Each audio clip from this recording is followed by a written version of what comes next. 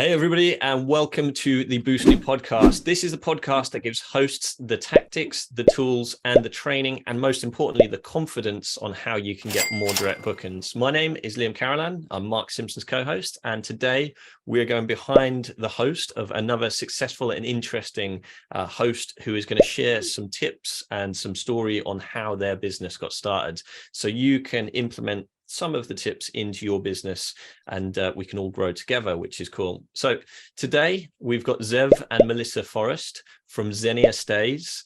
They've come all the way from, I know it's virtual, but I still like to say they've come all the way from California near LA. And welcome to the Boostly podcast, Zeev and Melissa. Thank you so much for having us. We're really excited to be here and really just honored to be able to share some of our knowledge with all of your viewers. Yeah, we're big fans of Boostly, big Yes. fans of Mark, and it's a pleasure being on the podcast with you guys and you as well, Liam. Hey, I'm looking forward to seeing what you guys share today. And I always pick up bits of knowledge and learn myself. So this is going to be really cool. So Melissa, let's start with yourself. If you can tell us, obviously, where in the world, we know where you are, but where is your properties? What does your business look like? How many units you manage? And who do you host? What kind of guests? Okay, Liam. So right now we're actually sitting in unit number 11.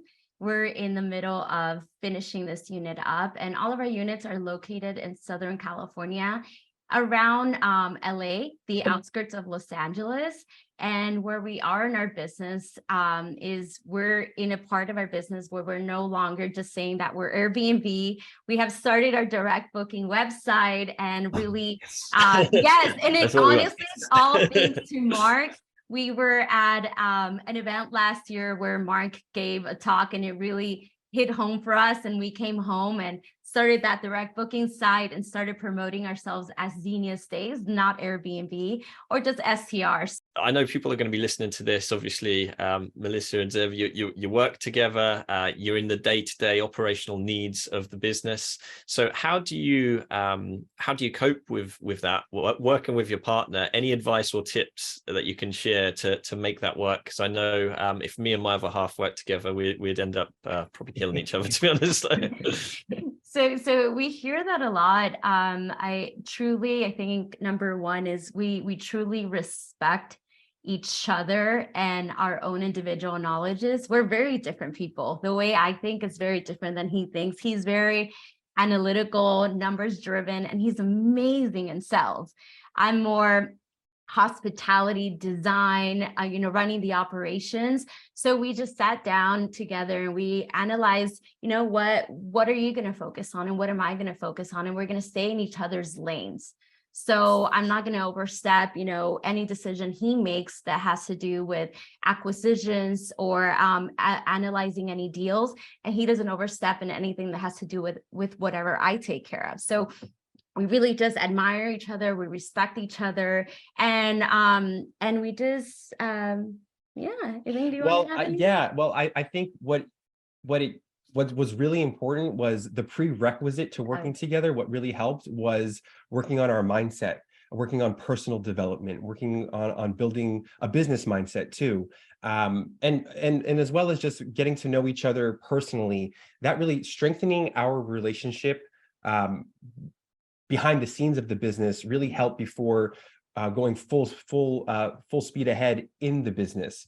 So that we learned how to give each other feedback and how to take feedback, both on the personal side, which then trickled down into the business side, giving each other feedback. Like if I had some feedback on the design, which I do a lot, she doesn't tell me to go away and let me handle this. We know how to do that with each other. And I think I get it that a lot of people can't work together, especially live together, let alone, right? Mm-hmm. So I think what has really strengthened our relationship, it's symbiotic. Working together has strengthened our personal relationship, and working together has also, and strengthening our personal relationship has then strengthened our business relationship. It's, it kind of works together that way, which was a blessing as well. What skills would you say are the most transferable skills from your background, which was in a similar area, I guess, property, but what was the transferable skills that you brought with you that are really important now when hosting in short-term rentals? And Zeev, if we start with yourself and then go over to Melissa. Sure. So the first thing that comes to mind, I don't know if it's so to hosting. So because my background in our business is acquisitions, getting more properties, whether that's through buying more or we're doing arbitrage or reaching out for co-hosting. So I have a very big sales background. So what's helped me in growing our business has been the sales background, learning how to negotiate, learning how to speak with people, learning how to overcome objections, or being able to provide solutions to people's problems. I guess that also could work with hosting as well. We really take a look into what people, the feedback that they give us, the problems that they have, and we try to cater to their needs as well to our guests. What advice would you have for somebody who's looking to get started with more co-hosting and more rental arbitrage? How can they find these leads, and what have you done in your business which somebody else may be able to emulate? Sure. So I'm going to speak more so to the arbitrage side, because that was a bigger strength of ours. Mhm. So I guess, or would you want to say like the steps to it, or Yeah, how sure. would you want to go about that?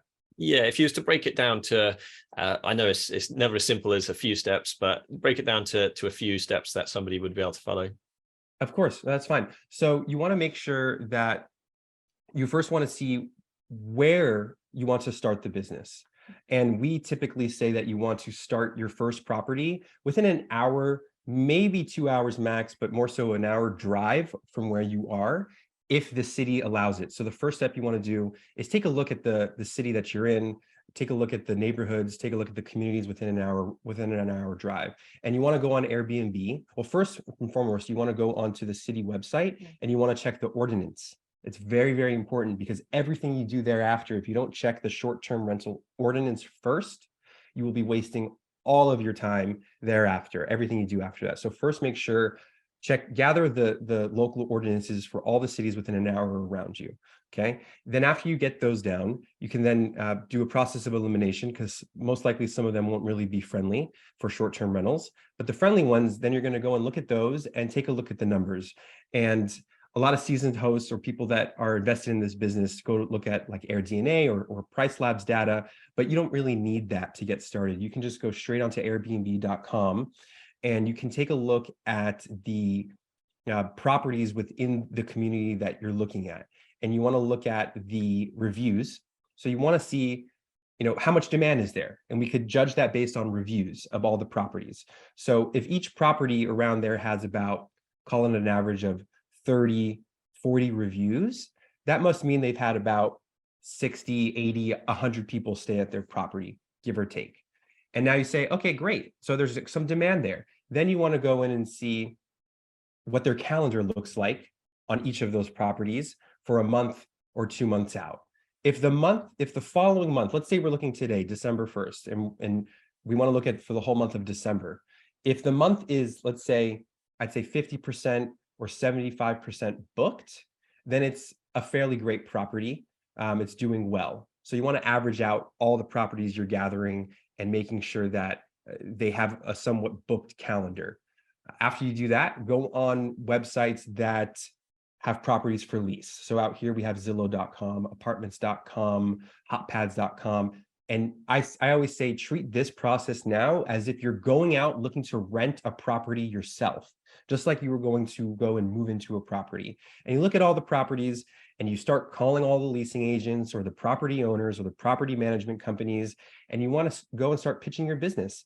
And, without getting into the whole pitch, you want to show them like that you are what you plan to do with the property, what kind of business that you operate and the guarantees that you're going to give them and the solutions that you'll provide, and how you differentiate yourself between running your business out of their property versus a traditional long-term tenant. Final thoughts or anything you'd like to share just before we bring things to a close?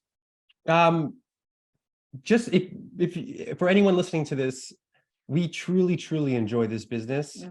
We love hospitality. We love the folks that we meet in this business that have a passion for it as well.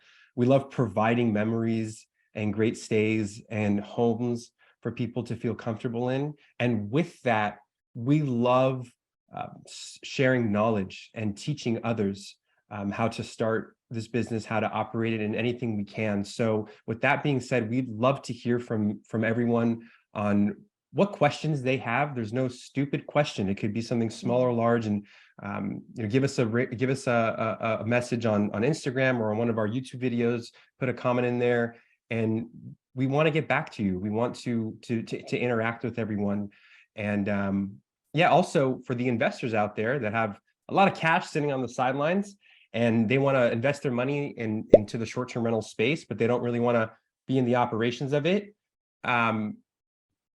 We are open to that as well, and reach out to us on Instagram or any other platform as well to do that. Having a blast, gonna get it on the Boostly podcast. Boostly like Bruce Lee, cause it's so hard and the T is loose leaf. Making up those rhymes, don't write it, just do it loose.